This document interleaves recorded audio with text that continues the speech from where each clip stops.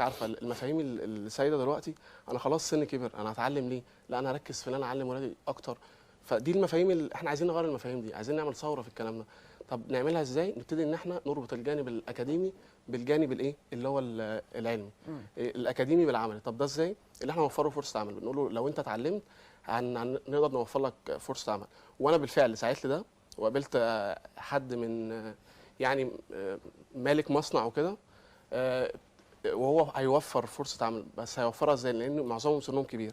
هيبتدي ان هو يعني يجيب لهم شغل في البيت يعملوه طرازه وكده بمرتب كويس جدا. بيبتدي الناس اللي هي هتنجح في الموضوع كده. انا ربطت له الجانب العلمي بالجانب دي فكره هايله طبعا. ودي مش يمكن ما فيش حد يعني ابتدى ان هو يعملها وهي لسه ما اتعملتش، هي بس لسه يعني بتتناقش.